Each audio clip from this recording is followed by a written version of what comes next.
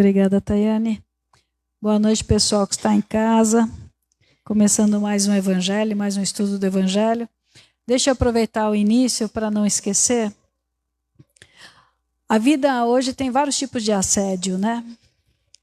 E a gente vai falar hoje sobre infância. Então eu já começo aproveitando para falar do tipo da infância moral. A infância moral é aquele momento que o nosso espírito, encarnado ou desencarnado, acha que pode levar vantagem sobre alguém. A boa-fé de alguém, a ingenuidade de alguém, a vontade de alguém de contribuir, de ajudar, assim por diante. Então eu pediria aos nossos companheiros que estão assistindo a live, não façam a contribuição para essa pessoa que invade a nossa página durante os nossos evangelhos pedindo contribuições.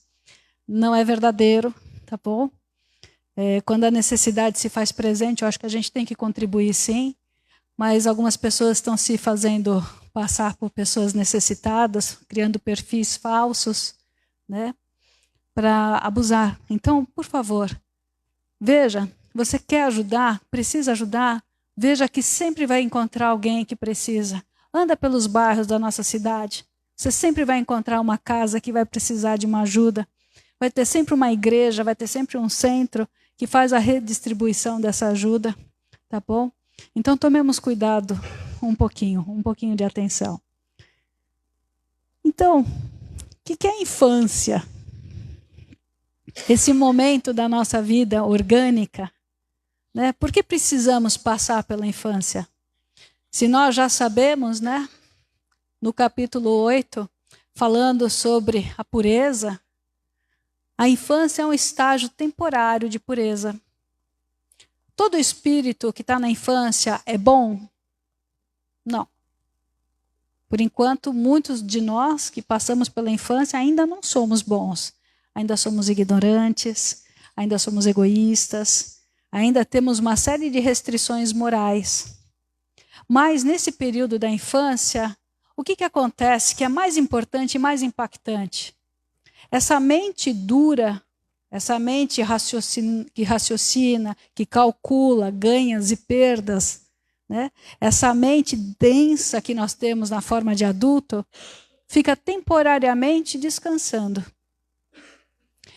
E o espírito, então, ele fica mais aberto às questões do sensorial, às questões da afetividade.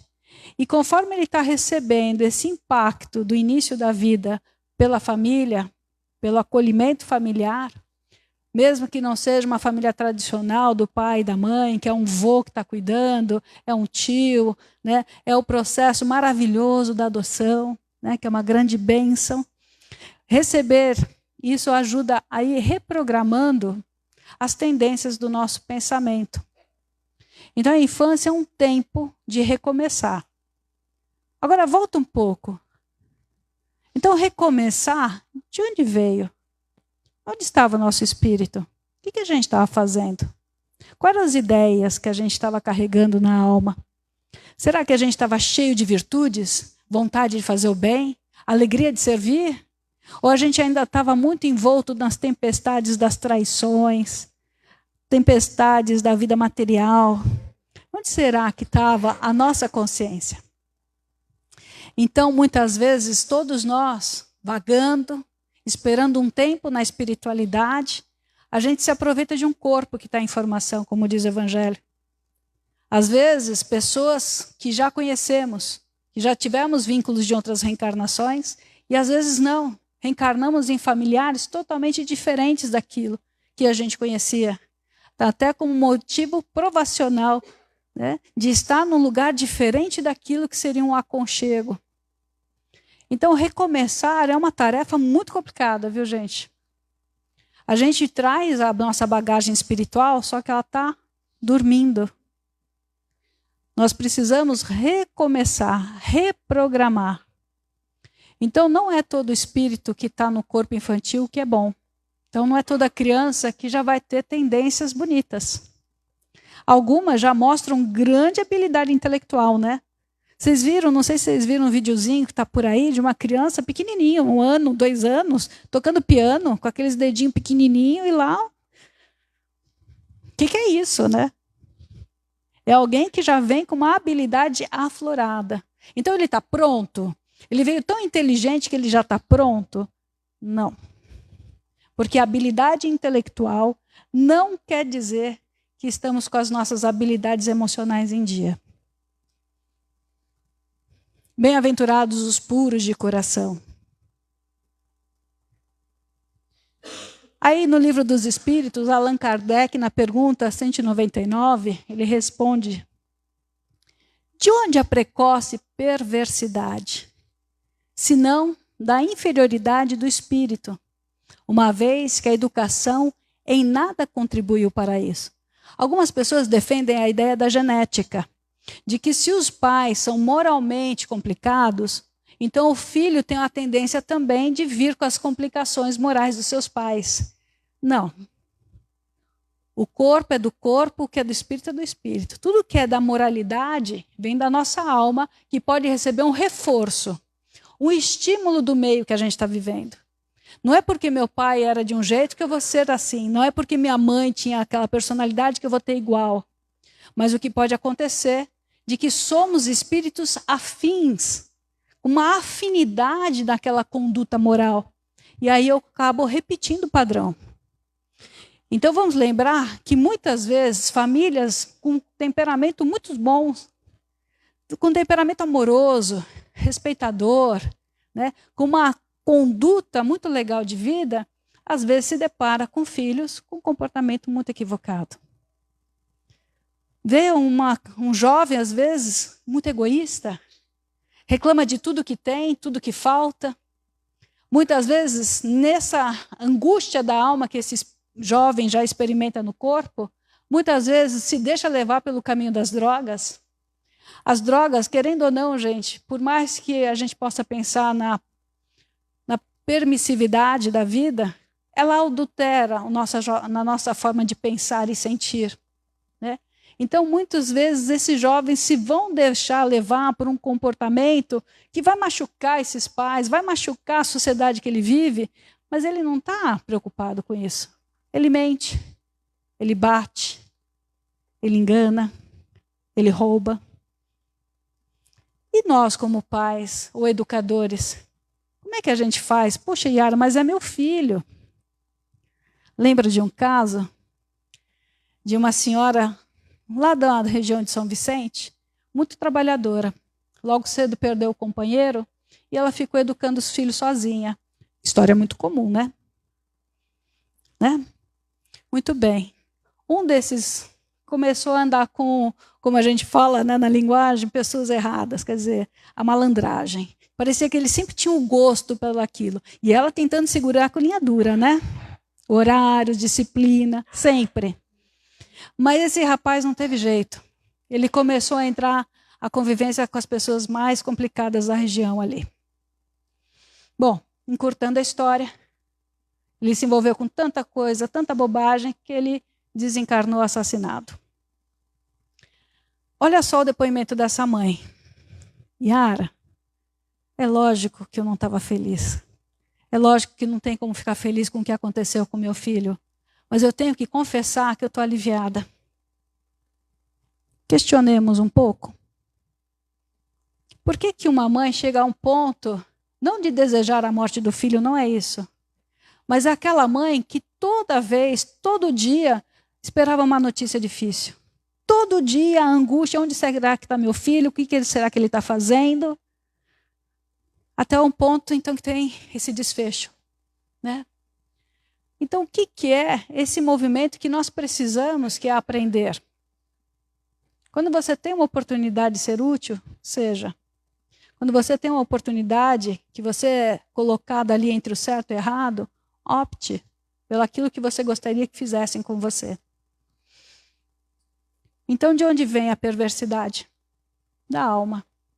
Não se justifica, né, falando que a responsabilidade foi um dos pais. É lógico que acontece a omissão. É lógico que muitas vezes educar é tão trabalhoso que tem pais que fazem olhos grossos, né, vistas grossas, não olham certas coisas. Mas é importante que desde pequenininho, quando a criança te dá um tapa no rosto e você dá risada achando que é bonitinho, pelo amor de Deus, corte. Eduque. Iniba qualquer comportamento que não seja amoroso, respeitador, solícito, né? A gente tem que entender que às vezes não é que está ali a reencarnação de alguém que entrou na psicopatia, mas nós temos que lembrar que todos nós temos tendências, e se essas tendências não forem disciplinadas logo no início, a chance da gente se perder e ter que dar a volta mais longa é muito comum. Então, o espírito, que é a nossa alma encarnada, tem o seu temperamento, né? O temperamento de todas as pessoas, ao lado das influências que compõem o quadro da sua existência, é uma decorrência natural do somatório de valores que transitam por várias reencarnações a se transferirem de uma encarnação para outra. Olha aí, cada reencarnação é feita uma elaboração. Ganhamos alguma coisa de conhecimento. Ou enrijecemos, empedramos o nosso sentimento. Então, o temperamento é o resultado do que viemos fazendo até aqui. Aí eu fico sempre pensando, vocês me desculpem a repetição, mas por que a gente hoje deprime tão rápido quando a gente está frustrado? Às vezes a gente perde o nosso emprego e a gente não fica chateado porque perdeu a oportunidade de trabalhar. A gente fica chateado porque não vai ter salário. Ah, Yara, também se não fosse assim, seria um mundo muito romântico, né? Vamos colocar o pé na realidade. Quem que quer ficar sem o dinheiro para poder pagar a conta? Lógico que não. O que eu estou falando são outras questões. Muitas vezes eu tenho meu emprego, levanto mal-humorada para ir trabalhar. Eu sou aquele funcionário que eu não gostaria de ter e quero os meus direitos. Vou até mudar o slide. Então é possível existir a obsessão infantil? Quer dizer, é possível que uma criança, às vezes já no ventre da mãe, esteja sofrendo perseguição espiritual? É. Não é porque a gente está ali sem lembrar de muitas coisas, com a mente reprimida, né? Para voltar para um corpo, para recomeçar, que nós não recebemos a influência daqueles que nos cercam. Olha a importância da junção dos pais. Olha a importância de tentar vivenciar uma gestação mais pacífica possível. Para que haja uma proteção anímica, fluídica, em torno desse corpo que está se formando, né? Já falamos algumas vezes sobre isso, que existem alguns casos, né, onde existe a duplicação do corpo. Nem sempre são dois espíritos que estão ali, né? Os chifópagos, né, os siameses. Quantos casos onde tinham duas cabeças? A espiritualidade, através da mediunidade do Chico, já explicou algumas vezes que essas duas cabeças são o pensamento do obsessor encontrando acesso.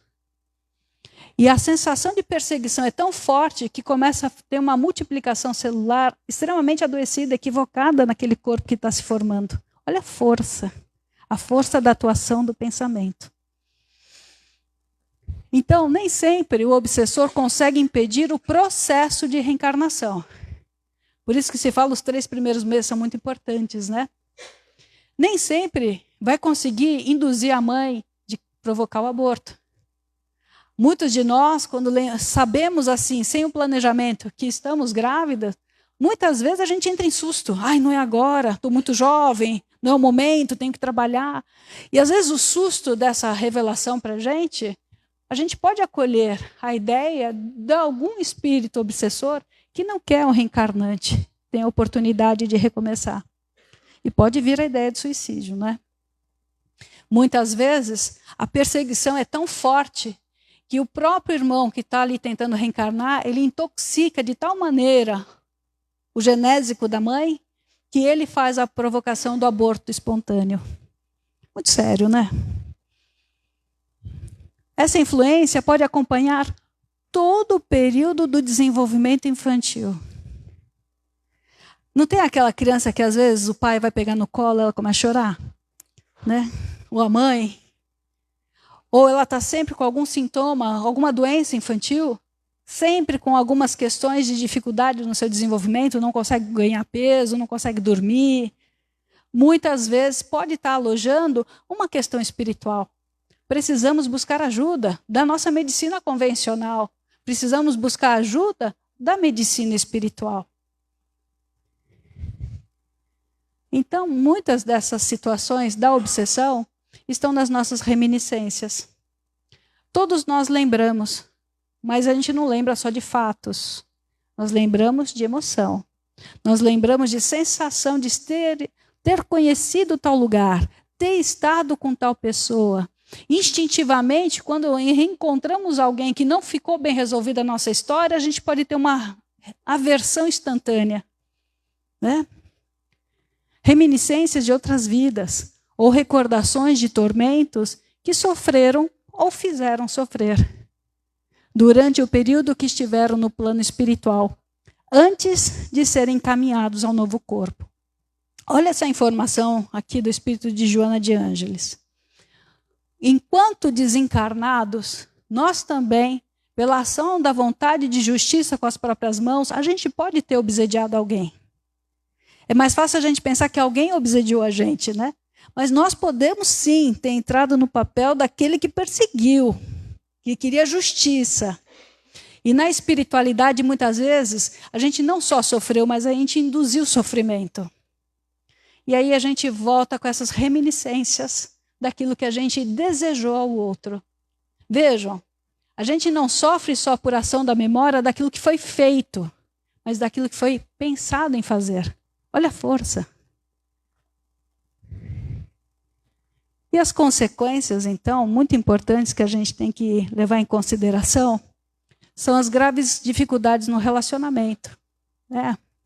Professores, os pais, os coleguinhas, têm a tendência a querer dar ordem, a querer controlar tudo, né? Se não é do jeito que ela quer, ela abre o berreiro, né? É agressivo, bate nos amiguinhos. Um anjinho. Pedi meia dúzia. Quer avançar na escala evolutiva, né? Vamos trabalhar com a dificuldade, com a diferença. Se os pais tiverem tendências na personalidade narcisista, transtorno de personalidade narcisista é um transtorno muito grave, né? É um transtorno que modifica muito a percepção da vida. Algumas pessoas não chegam a ter esse transtorno elaborado, mas têm traços. Traços na sua vaidade, no seu delírio de importância, de achar que são mais isso do que os outros. Olha, eu nasci nessa família, nasci com essa condição financeira. Essas ilusões que a gente cria de importância, de validade, se a gente traz esses traços narcisistas, qual é o perigo? Que os pais não percebam aquilo que precisam de fato educar nos filhos. Educam no automatismo da vida. Mas não educam para perceber quando tem um comportamento, sentar com o filho, olha, vem cá. Olha, por que você está sentindo isso? Por que você fez aquilo? O que você acha, né, se fizesse com você? Sempre desenvolvendo o grau de empatia. Então, muitas vezes, nós não tomamos cuidado com o nosso jeitinho e a gente pode estar reforçando o comportamento do nosso filho. Inúmeros casos de autismo procedem de graves compromissos negativos do ser espiritual, que renasce com as marcas correspondentes no perispírito, que, por sua vez, se encarrega de imprimir as deficiências que lhe são necessárias para o refazimento. Vamos melhorar? Quando o espírito reencarna, ele não vem com a programação de ser autista. Olha que interessante. Olha, isso são os irmãos da espiritualidade que nos informam. As resistências que nós temos de lidar com algumas sequelas que nós causamos na vida de alguém, ou de um grupo de alguém, o que vai acontecer? Quando eu estiver aqui na matéria já, começando a receber as cargas deletérias na convivência, eu começo a adulterar o funcionamento cerebral, imprimindo, então, as lesões chamadas hoje de autismo. É um conjunto, né, de sintomas, de comportamentos que podem desencadear uma vida com maior compromisso, com maior responsabilidade, né? Normalmente são pessoas que têm uma inteligência bastante aguçada e tentam se esquivar pelas portas, né, do deixa para depois, não quero fazer. A criança identifica as energias mentais deletérias dos obsessores. A criança percebe com muito mais facilidade a presença espiritual. Porém, como não sabe lidar com essa situação, foge da realidade para o seu mundo de sombras. E, em muitos casos, acabam desenvolvendo comportamentos agressivos, intempestivos, silenciosos, rude, seleção de alimentos, né? Enfim. Olha que interessante. Será que essa fuga para dentro de si, essa introspecção em excesso, a ponto de mudar o funcionamento cerebral, não é uma auto-obsessão também? Um autoconstrangimento? Então, a irritação, a agressividade, mentira, teimosia, indiferença emocional, perversidade. Olha, tudo isso vai desenvolver transtornos psicológicos e espirituais. Fica uma roda, né, se repetindo. Recebe a obsessão e causa obsessão. Interfere no comportamento das outras pessoas. Acaba também pesando na vida dos outros. Então, o que é muito importante para a gente ver? Aqueles que são adultos perto das crianças têm que tomar muito cuidado aquilo que demonstra. Não é só aquilo que fala. Porque a gente acha que pelo fato de não brigar na frente da criança, está tudo resolvido.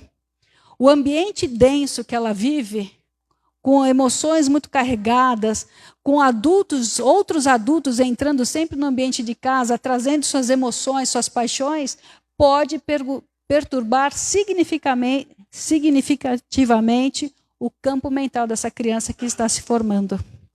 E ela absorve e repete, absorve, repete. Então a gente tem que tomar cuidado com quem está perto dos nossos filhos, sim.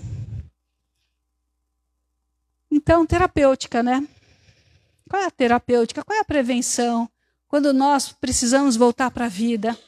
Ou quando nós estamos já dando espaço de deixar de ser filho para começar a ser pais. Acompanhamento, orientação e empenho familiar adequado. Limites. Acontece muitas vezes, quando uma criança ela recebe um diagnóstico, né, nessa área psíquica, os pais primeiro têm às vezes aquele choque e depois super protege. Ah, mas tem autismo, pode fazer o que quiser. Não pode. É uma criança. Precisa ser educada, né? Ah, mas porque nasceu com essa situação. Sim, é uma marca da vida. Mas precisa de orientação e não superproteção, onde essa criança vai ficar mimada. Quer dizer, eu vou facilitar acesso do comportamento emocional adoecido do passado, controle, prepotência, autoritarismo. Eu vou facilitar todo esse acesso moral para voltar. Então, temos que colocar a ação do limite, horários, regras. O trabalho de desobsessão, normalmente através de passes e água fluidificada. Não precisa levar a criança para uma casa de desobsessão necessariamente, tá bom? Mas que ela receba a orientação do passe, água fluidificada, participe do evangelho no lar. Tudo isso amansa essa energia que ela está recebendo e ela consegue ter a proteção para ir desenvolvendo suas funções de uma forma mais natural. E evangelização infantil, sempre que possível. Né? Buscar as casas de orientação, vai fazer catequese quando já der a idade, né? Vai fazer evangelização infantil nas casas do evangelho, não importa, importante é buscar respaldo espiritual para que ela vá lembrando as propostas que ela trouxe para a reencarnação.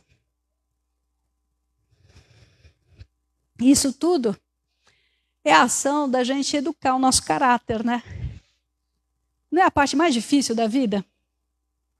Eu sei que eu não devo, mas eu faço. Eu sei que não é bom, mas eu faço. Não é assim a vida de adulto? Por que não seria da criança? Então, quanto mais a gente se educa, quanto mais eu conheço os meus próprios limites e as minhas predisposições, melhor eu vou conseguir orientar a educação de alguém. Né? Não dá mais para a gente esperar que a pessoa siga as regras enquanto eu não faço nada. Eu não posso mais ser um tirano doméstico, que eu só grito, eu ofendo, eu xingo, achando que eu estou educando. Né? Enquanto a gente não começar a tratar a criança como alguém que pensa, que sente, que reage, quando a gente tratar a criança como um boneco, a gente não vai ter uma evolução que a gente precisa.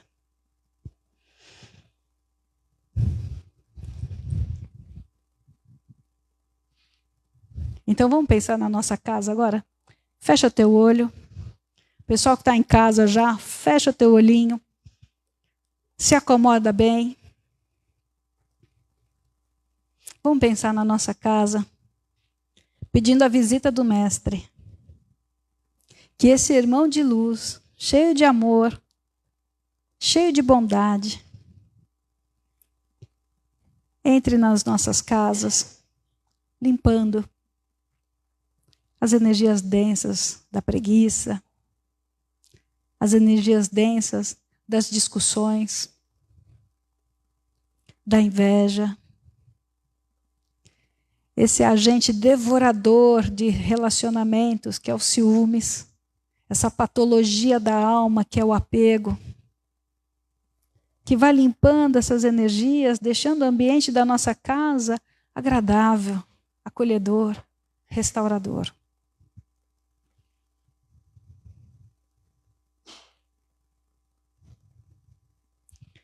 Pensemos também na limpeza da nossa casa mental, daquela chateação, da preocupação, da ansiedade, da mentira,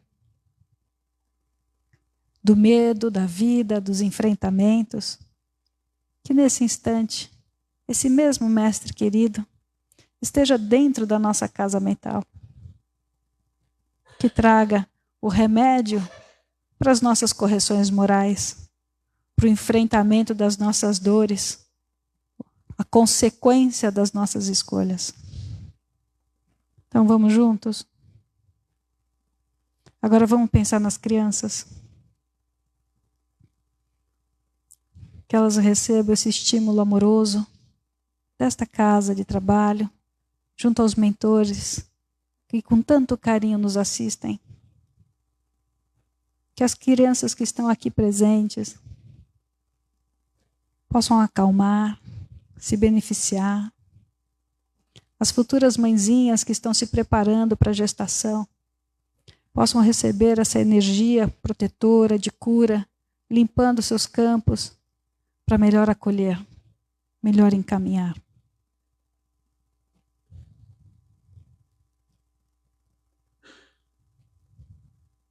Pai nosso, que estais nos céus, santificado seja o vosso santo e divino nome. Venha a nós o vosso reino, seja feita a vossa vontade, assim na terra como nos céus. O pão nosso de cada dia nos dai hoje, Senhor. Perdoai as nossas ofensas, na medida que nós perdoarmos aqueles que nos têm ofendido. E não nos deixeis cair em tentações, mas livrai-nos de todos os males. Graças a Deus. Uma ótima noite a todos. Boa semana. Que Jesus nos acompanhe. Muito obrigada.